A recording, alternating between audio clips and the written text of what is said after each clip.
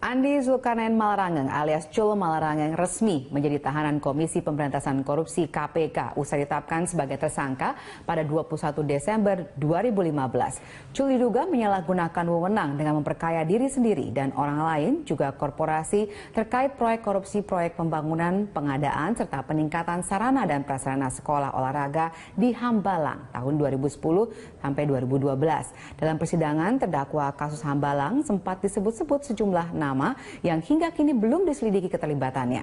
Dengan ditahannya Cul Malarangeng, akankah KPK segera mengungkap keterlibatan nama-nama lain? Ataukah pengungkapan bancakan korupsi Hambalang berakhir di Cul Malarangeng? Membahas hal ini kita akan mendiskusikannya bersama Koordinator Divisi Hukum dan Peradilan ICW Tama S. Langkun, dan nanti akan bergabung bersama kami juru bicara KPK Febri Diansyah. Selamat malam Mas Tama. Selamat malam. Terima kasih sudah bergabung bersama kami hari ini. Ini dari ICW bagaimana dulu responnya dengan terkaitnya ditahannya Cul Malarangeng setelah sekian lama baru akhir ditahan saat ini? Ya, sebetulnya ini udah lama sekali ya. Kalau perkara Hambalang sendiri kan sebetulnya sudah mulai kelihatan pada saat kasus Wisma Atlet bergulir. Jadi dalam fakta-fakta persidangan, Rosa katakan, Nazarudin ya. Jadi soal Hambalang ini juga bagian dari paketan dalam tanda kutip dengan kasus Wisma Atlet sebetulnya. Nah, sejak saat itu sebetulnya kan sudah mulai publik mencari informasi, ICW termasuk diantaranya juga melihat Hambalang itu sebetulnya apa. Nah, ternyata begitu ditelusuri ada bahan-bahan yang cukup, ya tadi akhirnya KPK melakukan proses terhadap kasus Hambalang. Tapi apa yang menyebabkan begitu lama gitu sehingga akhirnya baru ditangkap seorang Cul Malarangeng? Apakah memang kurang bukti atau apa yang menyebabkan itu? Kalau bicara bukti sebetulnya ketika ada penetapan tersangka itu nggak boleh ada keraguan lagi bagi KPK untuk memproses, karena dia nggak boleh ada SP3 maupun SKPP menantikan penuntutan. Nah, yang kita lihat yang pertama mungkin yang agak susah adalah soal perhitungan kerugian negara, karena audit BPK sendiri itu kan 2 kali keluar ya, audit investigatifnya BPK. Jadi mungkin ini yang ditunggu. Jadi bagaimana kerugian negara dihitung, karena kan dia harus presisi ketika dia sampai menjadi bukti di persidangan, maka perhitungan tersebut sudah tidak lagi dalam proses perdebatan. Nah, mungkin yang kedua yang kita lihat boleh jadi KPK menunggu perkara yang disidangkan yang pertama itu dia inkrah. Karena apa? Ketika perkaranya inkrah, putusannya mengikat, maka fakta-fakta persidangan yang dikutip oleh hakim itu bisa jadi bukti. Misalnya, ada nama-nama yang disebut si A, si B, dan si C. Dia terima sekian miliar, sekian ratus juta, kapan dia terima. Nah, kalau hal tersebut dinyatakan terbukti, kemudian hakim mengutipnya dalam putusan persidangan, maka itu menjadi kewajiban bagi KPK untuk menelusuri. Dan ini menjadi tiket bagi KPK untuk membuka perkara baru. Gitu. Oke, jadi boleh jadi ini yang kemudian pola yang kita lihat. Lama. Ya. Oke, tapi bukan karena tekanan dari pihak tertentu tuh kan? Karena kan tadi dari nama-nama itu kan juga disebutkan nama-nama yang nama-nama besar lah tanda kutip gitu. Kalau soal tekanan kan KPK sudah membuktikan. Kalaupun ada tekanan itu pasti menjadi hal yang tidak akan mempengaruhi kerja mereka. Karena kan juga kita lihat Menteri Andi Malarangeng, menteri aktif, itu ditangkap dan dia berasal dari partai pemenang pemilu, itu pun juga tidak mempengaruhi niat KPK untuk memproses. Gitu. Jadi menurut saya kalau soal tekanan pasti ada, resistensi itu pasti ada, tetapi itu kecil kemungkinan untuk mempengaruhi kerja KPK. Oke, setelah ditangkapnya Cul Malarangeng, kemungkinan seperti apa nanti perkembangannya? Apakah misalnya dia bisa menjadi seorang justice collaborator seperti Nazarudin, akhirnya bisa membuka selebar-lebarnya kasus ini? Kans itu pasti ada. Dalam pandangan saya, kalau kita lihat proses persidangan yang berjalan, sebetulnya tanpa ada keterangan dari Cul Malarangeng pun sebetulnya kan fakta-fakta sidang sudah bilang ada sekian penerimaan yang diterima oleh penyelenggara negara maupun korporasi yang itu dilakukan secara melawan hukum. Artinya bekal itu sebenarnya sudah cukup bagi KPK untuk memproses, tetapi ini akan menjadi lebih baik kalau kemudian Cul juga memberikan kesaksian dan mau bekerja sama dengan KPK, sehingga perkara ini yang betul-betul akan bisa dituntaskan sampai pihak-pihak lain ikut menikmati, karena kan juga tidak adil kalau kemudian yang diproses hanya pengambil kebijakan dan segelintir orang yang menikmati, tetapi konteks kerugian negara yang luasnya tidak diproses lebih jauh. Oke. Kalau misalnya kita bicara tadi ada proses yang lama, kemudian kita tahu sebelumnya juga sempat juga lama karena misalnya Nazarudin sempat kabur ya, kemudian sekarang sudah bisa menjadi justice collaborator dan membuka. Nah, kira-kira kalau ini melihat seorang sosok Chul Marangeng, bisakah dia seterbuka itu misalnya untuk menjadi seorang justice collaborator? Iya, kalau soal itu kan pilihan ya, karena begini, ketika dia menyandang predikat sebagai justice collaborator, maka kan kemudian itu juga tidak akan menghapus pidana dia.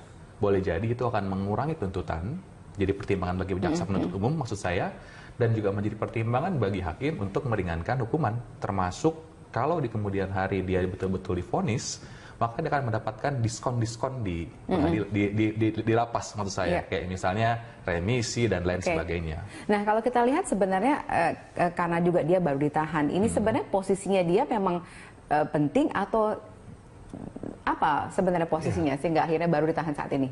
Ya, kalau saya rasa sih mungkin hanya soal waktu dan KPK langsung mengambil ke pengambil kebijakan paling tinggi.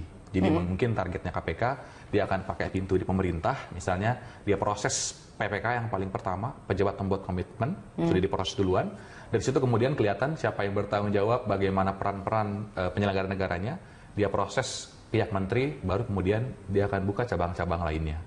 Tadi misalnya, bagaimana peran Chul Marangeng? Kalau dalam pandangan saya sebetulnya clear dari semua dakwaan Deddy Kustinar, dakwaan Andi Malarangeng sendiri kan disebut misalnya, Andi bukan pihak yang menerima uang secara langsung, tetapi dia menjadi pihak yang diuntungkan karena tadi melalui proses-proses yang dilakukan oleh Chul Marangeng, misalnya mempertemukan perusahaan BUMN yang mengatakan bahwa iya saya siap mengerjakan hambalang. Kemudian dia mengkondisikan pihak-pihak tertentu termasuk sejumlah penerimaan uang. Yang itu kan nggak langsung ke Andi Malarangeng. Nah itu akan lewat melalui Chul Marangeng. Ini kalau lihat dari sidang dan dakwaan-dakwaan yang sudah bergulir. Jadi dalam pandangan saya justru posisi Chul ini sebetulnya penting. Karena kalau kemudian Chul tidak diproses, maka ada banyak hal yang hilang dalam proses persidangan. Misalnya tadi, kalau kemudian Andi Malarangeng dituduh sebagai pihak yang diuntungkan, yang melakukan perbuatan melawan hukum, tetapi bagaimana mungkin itu akan nyambung dengan dia sebagai penerima kalau kemudian Chul Marangeng tidak diproses. Jadi dalam pandangan saya sebetulnya sejak jauh-jauh hari ini menjadi paketan yang akan segera diproses.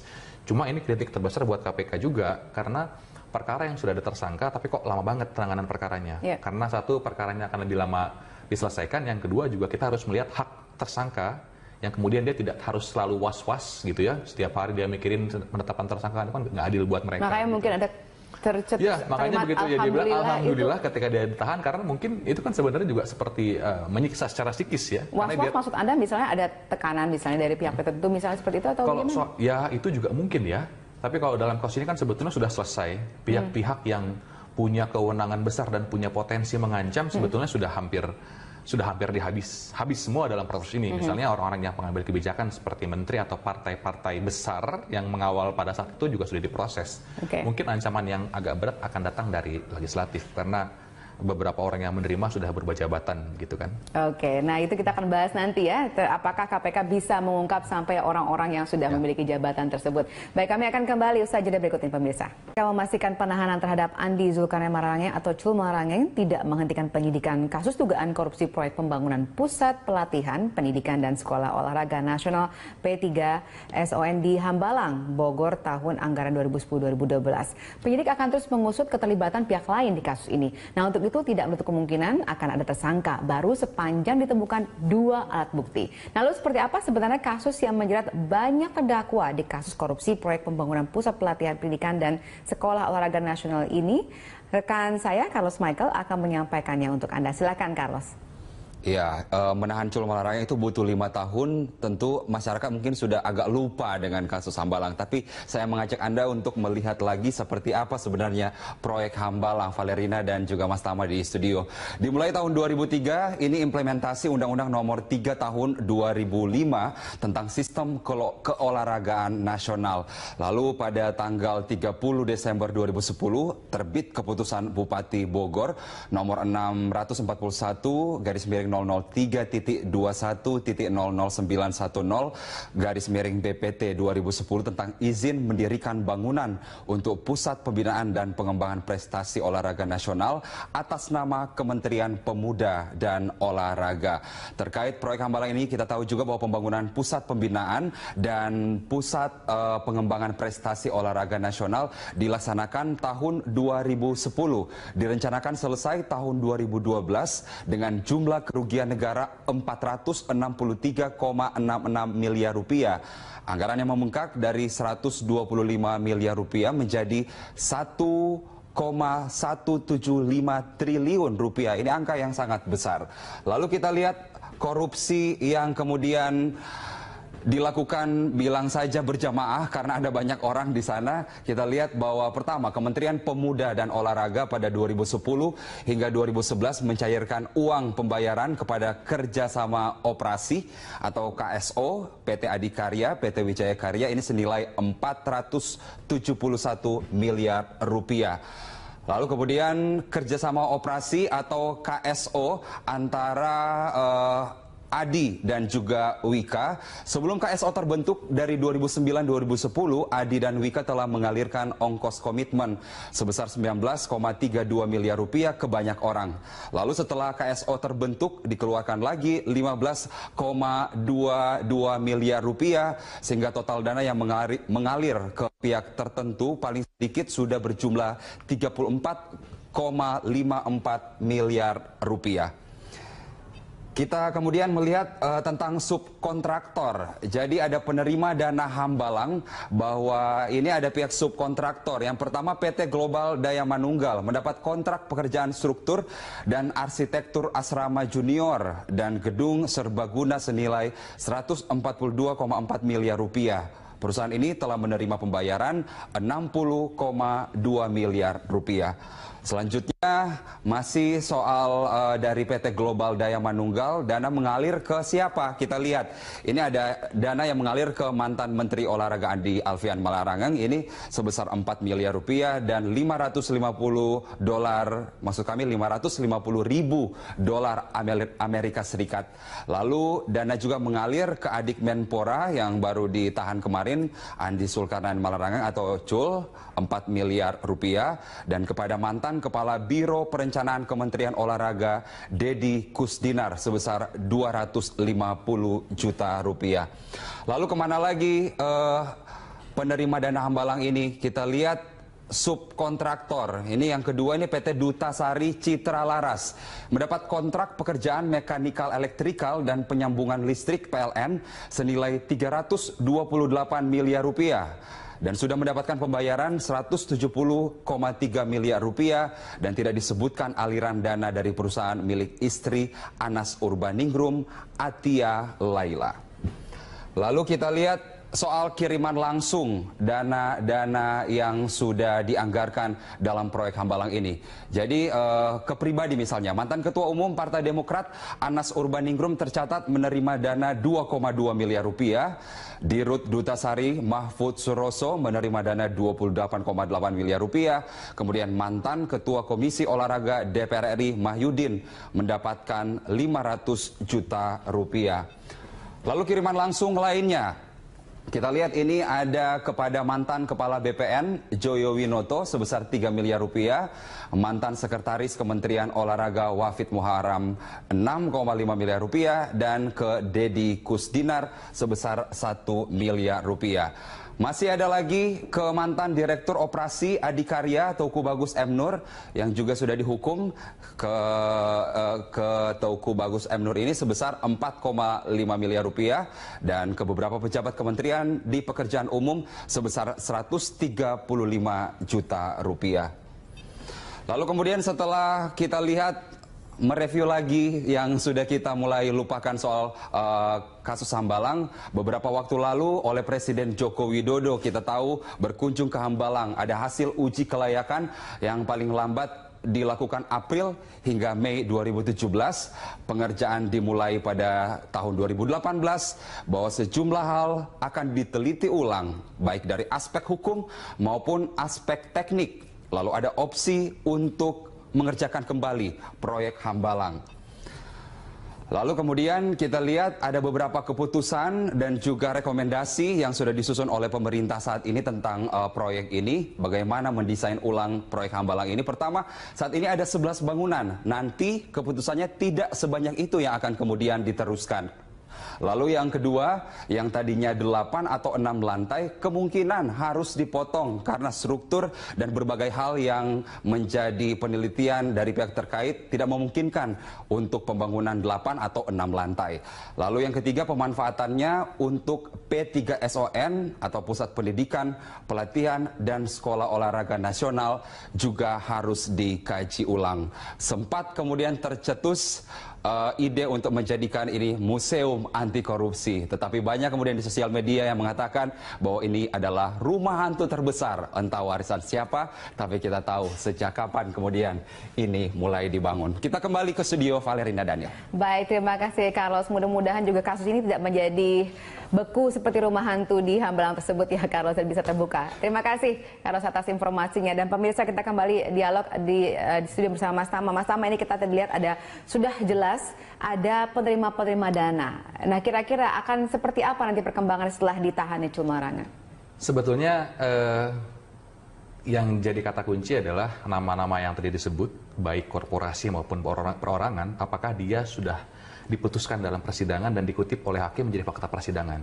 Kalau hakim mengatakan nama-nama tersebut iya terbukti, nama-nama tersebut atau perusahaan tersebut menerima betul-betul, maka tidak ada lagi alasan bagi KPK sebetulnya untuk mendiamkan perkara ini. Karena biar bagaimanapun ini akan terus menjadi persoalan kalau nggak diselesaikan secara tuntas. Maka kemudian kalau kemudian nama-nama tersebut memang betul-betul terbukti, maka KPK punya kewajiban membuka berkas baru, perkara baru terkait dengan Hambalang. Karena apa? Para penerima sekurang-kurangnya dia harus bertanggung jawab secara hukum karena sudah menerima dan mengambil uang negara untuk kepentingan pribadi.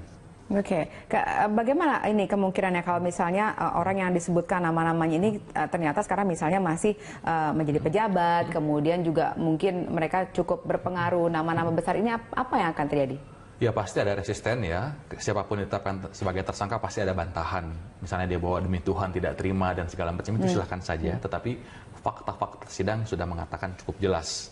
Kalau kemudian dia membantah, ya itu menjadi hak siapapun yang dituduh untuk membantah. Tetapi ketika fakta persidangan sudah mengatakan dia menerima, maka punya konsekuensi.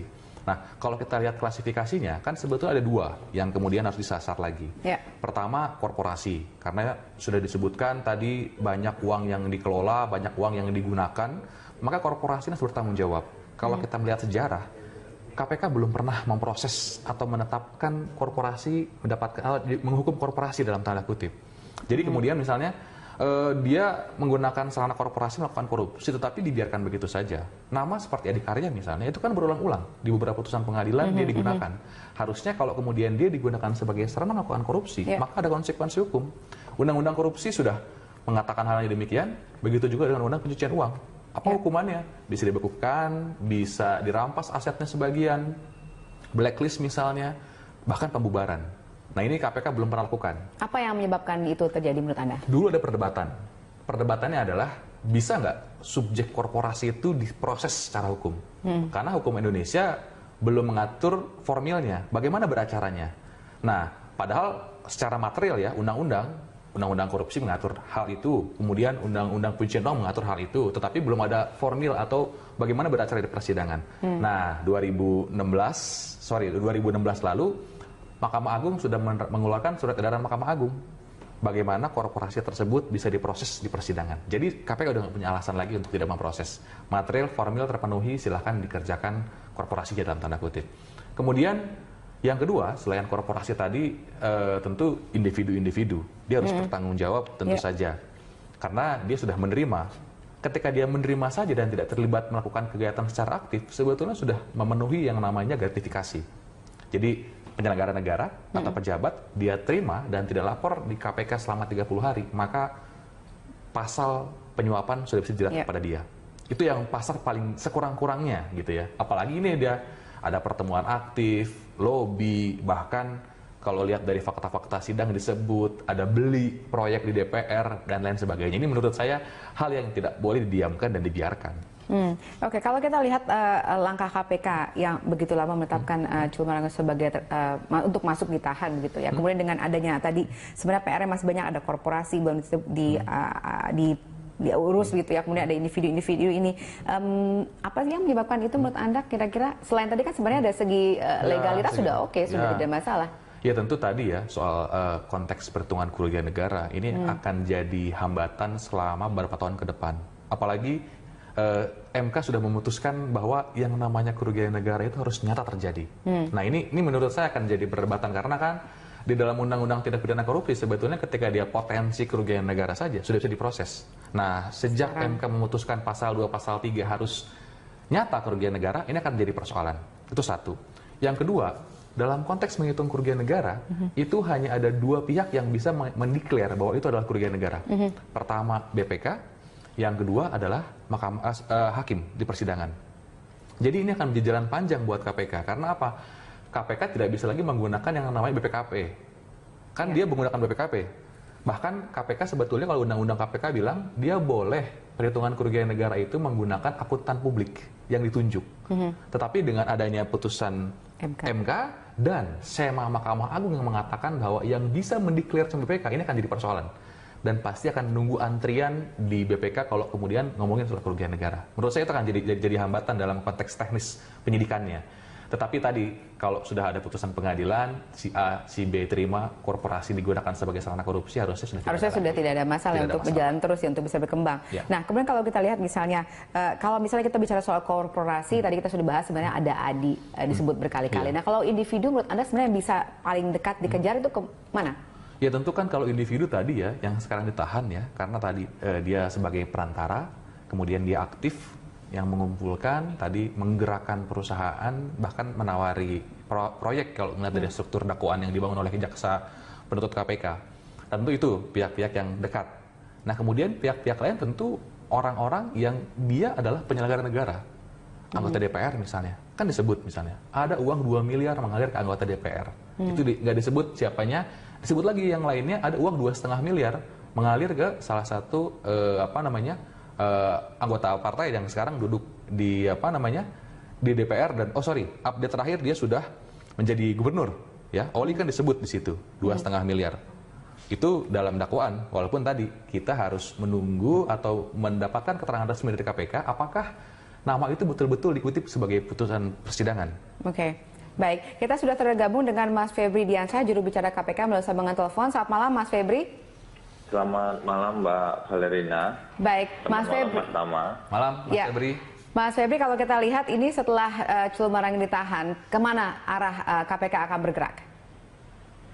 Ya, benar kemarin kami melakukan tindakan penahanan terhadap tersangka ZM. Tentu saja kami akan melakukan penyidikan lebih lanjut ya. Ini proses yang sempat agak lama sejak tahun 2015-2016, kemudian saat ini kita tahan dan kita akan melakukan pemeriksaan saksi-saksi yang relevan tentu saja. Kita tahu dalam kasus Hambalang ini sejumlah tersangka sudah ditetapkan dan bahkan sudah ada yang berkekuatan hukum tetap. Nah, dalam proses dengan tersangka AZM inilah kita akan mencoba mengungkap kembali siapa saja pihak-pihak yang terlibat tentu saja. Oke, apa yang menyebabkan begitu lama proses penahanan ini terjadi terhadap Chul? Ya, ada beberapa hal sebenarnya yang menjadi perhatian bagi KPK. Pertama, kasusnya ini kan tidak hanya melibatkan satu orang saja. Sejak tahun 2012 kita sudah menangani tersangka pertama waktu itu Deddy Kusdinar. Ini mantan pejabat di Kemenpora. Kemudian terus berkembang kita menangani Andi Alfian Malarangeng, Anas Urbaningrum, kemudian Teguh Bagus Muhammad Nur, Mahfud Suroso, dan kali ini AZM sebagai tersangka. Tentu saja butuh waktu untuk terus mendalami fakta-fakta yang ada, termasuk pemeriksaan-pemeriksaan saksi. Di tengah juga kami mendapat tuntutan juga dalam penanganan perkara-perkara yang lain. Jadi harapannya sekarang sesuai dengan apa yang disampaikan oleh pimpinan KPK sebelumnya, beberapa kasus-kasus lama yang belum selesai kemudian akan kita coba kerjakan kembali dan kita berharap bisa selesai tidak dalam waktu yang tidak terlalu lama. Oke, baik. Kalau kita lihat ini dari data-data persidangan sebenarnya sudah disebutkan beberapa hal, misalnya soal aliran dana, ada yang ke korporasi, ada dalam hal ini misalnya subkontraktor, kemudian juga ada kepada individu-individu. Nah, apakah itu bisa dijadikan bukti untuk kemudian KPK bisa menelusuri lebih lanjut? Ya, tentu saja fakta-fakta persidangan itu menjadi bagian penting dari penanganan perkara ini, termasuk ketika kita mempelajari dalam penyidikan sebuah kasus yang baru. Kita akan lihat misalnya fakta-fakta persidangan sebelumnya yang terkonfirmasi mulai dari proses dakwaan KPK sampai dengan proses pembuktian itu apa saja.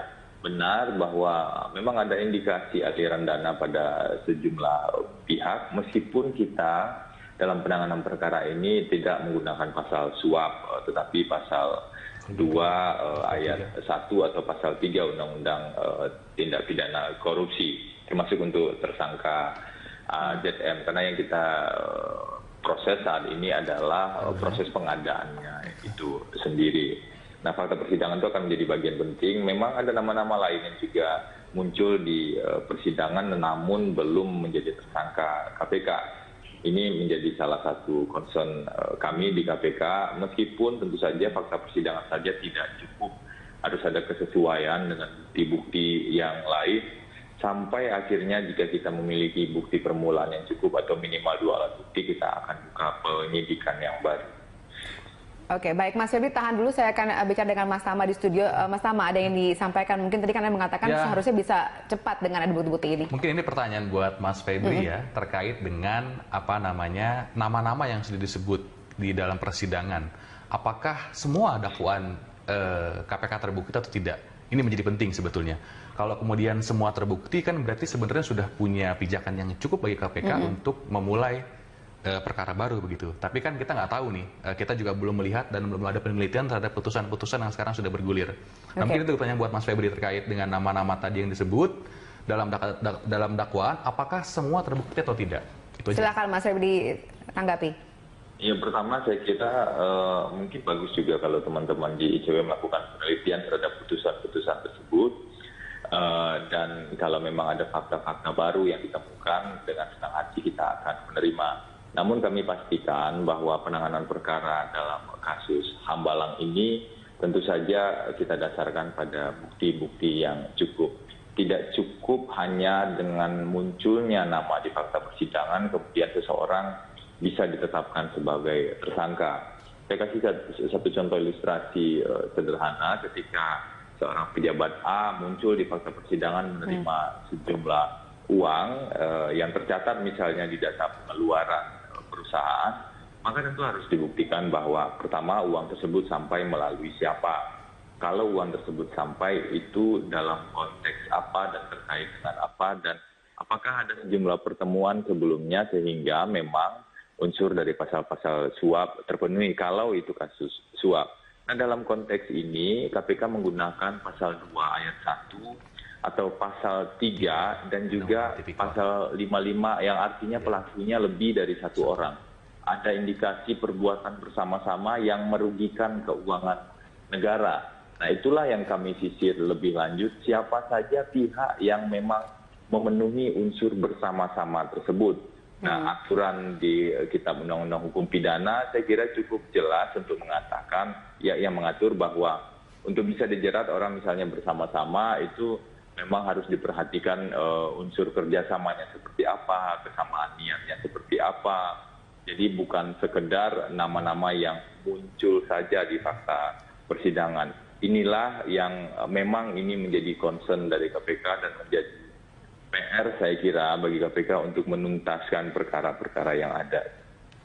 Baik, ini setelah ditahan Culmarangeng akan diarahkan kemana? Apakah kemudian kita sempat bicara dengan Mas Tama di studio, sebenarnya ada dua hal yang bisa di follow up, misalnya soal korporasi, kemudian juga soal individu penerima aliran dana. Dari KPK sendiri strategi seperti apa nanti? Saat ini kami masih fokus pada penyidikan dengan tersangka AZM. Saja setelah penahanan dilakukan, tentu kami memiliki batas waktu proses lebih lanjut, ada batas waktu penahanan yang juga KPK terikat di sana. Selain penyidikan kasus LZM, jika memang ditemukan informasi dan bukti yang cukup kuat, maka tidak tertutup kemungkinan kita akan mengembangkan perkara ini pada aktor yang lain. Karena kita tahu dalam fakta persidangan sudah muncul ada alokasi-alokasi dana terhadap sejumlah orang dari berbagai level jabatan dan juga unsur memperkaya diri sendiri atau orang lain atau korporasinya juga disebutkan sejumlah korporasi di sana dengan total indikasi kerugian keuangan negara yang cukup signifikan ya saya kira dalam kasus ini. Nah ini tentu menjadi salah satu poin krusial yang akan kita dalami. Misalnya kerugian negaranya sekitar 464 miliar. Nah siapa saja yang menikmati kerugian keuangan negara ini, apa yang bisa dikembalikan untuk negara, itu tentu menjadi tugas KPK dan kami akan tangani dengan sebaik-baiknya. Penyidikan kasus Hambalang yang sekarang mulai kita lakukan kembali akan kita teruskan, kita dalami, tentu saja tetap berada pada koridor hukum yang ada. Apakah KPK selama ini mengalami kendala untuk menemukan bukti-bukti yang cukup tersebut?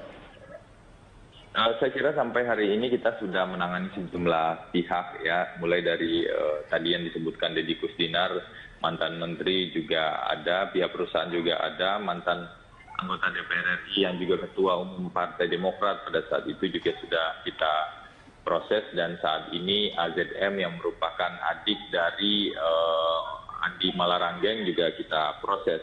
Ini membuktikan bahwa bukti-bukti yang ada meskipun harus dilihat sesuai dengan peranan masing-masing pelaku, itu sudah kita temukan minimal 2 alat bukti atau bukti permulaan yang cukup itu. Baik, dari bukti-bukti yang ada sejauh ini, apakah kita bisa berharap KPK pada akhirnya bisa menemukan pemain utama dalam korupsi berjamaah ini? Kami akan dalami terus, dan jika memang ada pelaku lain tentu akan kita proses lebih lanjut sepanjang memang unsur-unsur pasalnya terpenuhi. Oke, saya ke Mas Tama dulu. Mas Febri, tolong ditahan dulu. Mas Tama, dari jawaban KPK dari Mas Febri tadi disampaikan, kira-kira Anda melihatnya apakah akan ada kendala misalnya dalam pengungkapan ini kepada pemain-pemain utamanya? Ya sebetulnya kan ini hanya tinggal menunggu itikat dari KPK ya, bagaimana kemudian keseriusan KPK untuk menangani perkara ini.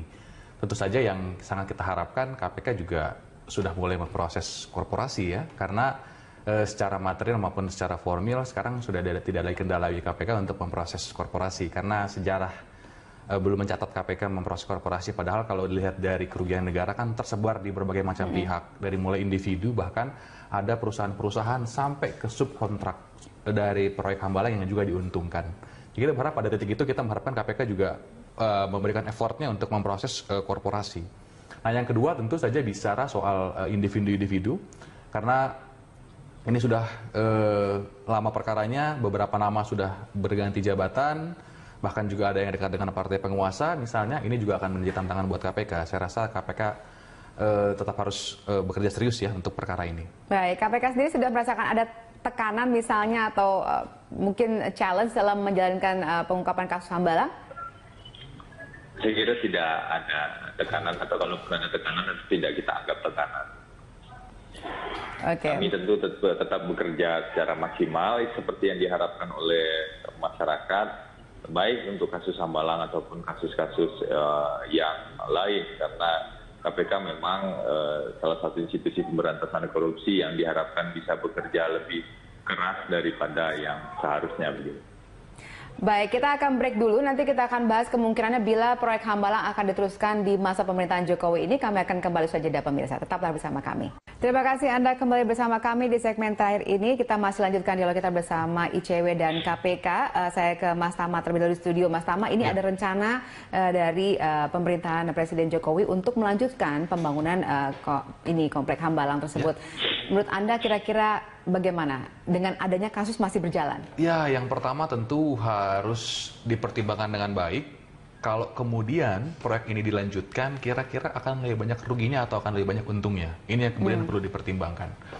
Karena apa? Karena ini sudah perkaranya masih berjalan, belum selesai.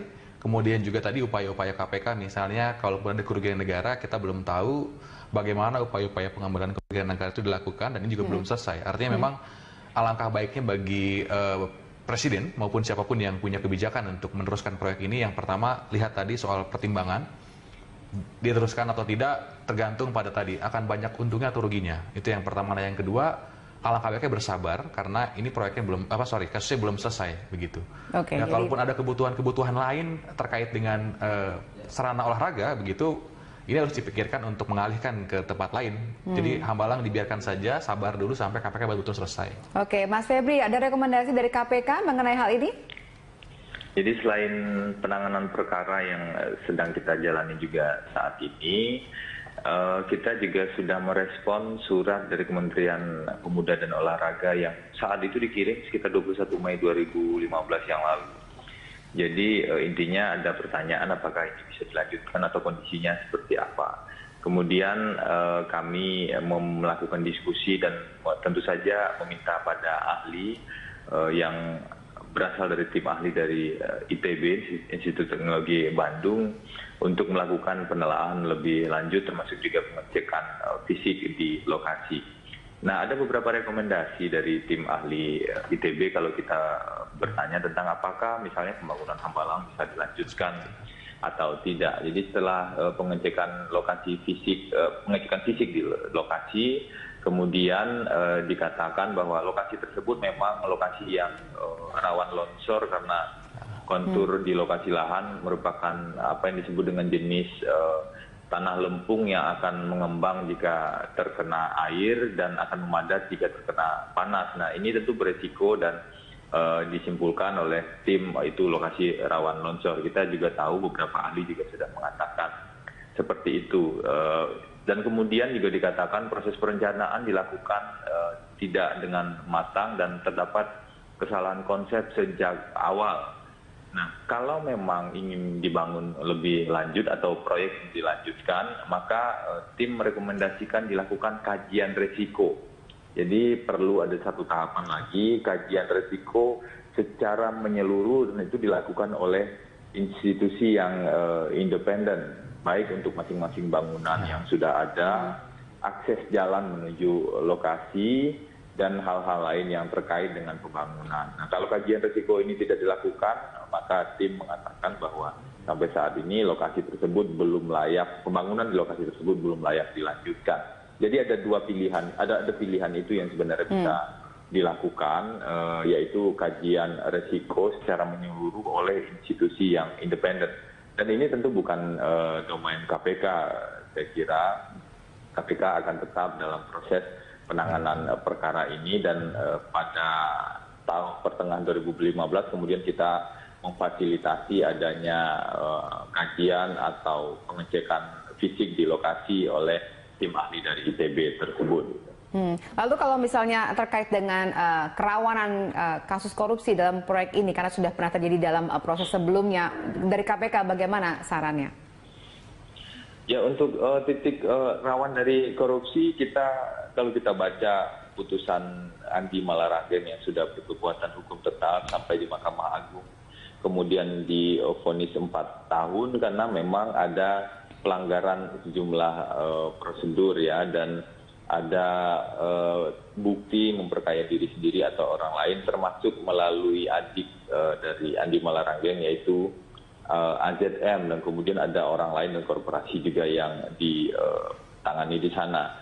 Nah, kita tahu dalam proses ini menteri yang seharusnya menjadi pengguna anggaran kemudian menunjuk KPA, kuasa pengguna anggaran pada saat itu sekretaris menteri, dan itu menurut hakim adalah mandat. Jadi saya kira proses ini perlu diperbaiki untuk pengadaan barang dan jasanya, tidak hanya untuk Hambalang saja saya kira, tapi juga pengadaan barang dan jasa untuk proyek-proyek besar yang lainnya.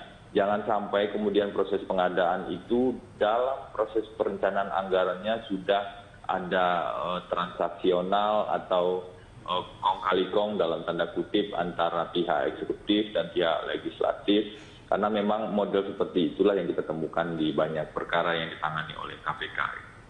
Baik, Mas Febri, terakhir ini banyak orang bertanya, ini sudah 5 tahun berjalan kasusnya, kira-kira kita bisa menunggu berapa lama lagi sampai akhirnya tuntas semua proses terkait dengan kasus Hambalang ini? Kami akan bekerja secara maksimal untuk menuntaskan kasus Hambalang ini dan juga kasus-kasus lain yang menjadi kewenangan dari KPK dengan segala keterbatasan sumber daya yang ada di KPK misalnya. Tapi kami akan bekerja keras karena kami tahu harapan publik cukup besar untuk penuntasan kasus tersebut. Soal waktu kami belum bisa sebutkan karena penanganan sebuah perkara tentu saja butuh waktu yang tidak sebentar, apalagi jika ditemukan informasi-informasi atau bukti-bukti yang cukup kuat untuk dilakukan pengembangan di penanganan perkara. Baik, terima kasih Mas Febri Diansah, juru bicara KPK sudah bergabung bersama kami malam hari ini. Selamat malam. Terima kasih Mbak Valen. Baik, ya Mas Tama, terakhir apa harapan Anda terhadap kasus ini? Ya tentu tadi saya sudah katakan di awal, korporasi yang mendapatkan keuntungan segera diproses, begitu juga dengan individu-individu. Dan mungkin juga ada bagusnya KPK segera membuat semacam sistem atau fungsi koordinasi terkait dengan pengadaan barang dan jasa. Dari mulai di legislatif, konteks penganggarannya, sampai kemudian proses pengawasannya. Karena kan ini yang namanya yang namanya korupsi dalam pengadaan barang dan jasa ini selalu jadi kasus yang paling sering ditangani. Jadi kalau kemudian makin banyak, berarti kan fungsi pencegahan yang juga tugasnya KPK juga belum maksimal. Saya rasa itu yang menjadi hal penting juga. Baik, kita harapkan juga bisa segera dituntaskan kasus Hambalang. Terima kasih Mas Tama sudah bergabung bersama kami malam hari ini. Dan pemirsa, demikianlah Prantai Talk saat ini, dan saat lagi Anda dapat menyimak program Connect 360. Anda bisa mengirim informasi dan saran kepada kami lewat email di redaksi @bth.tv atau follow kami via Twitter, Facebook, YouTube, dan Instagram. Atas nama kerabat kerja yang bertugas, saya Valerina Daniel mengucapkan terima kasih. Sampai jumpa.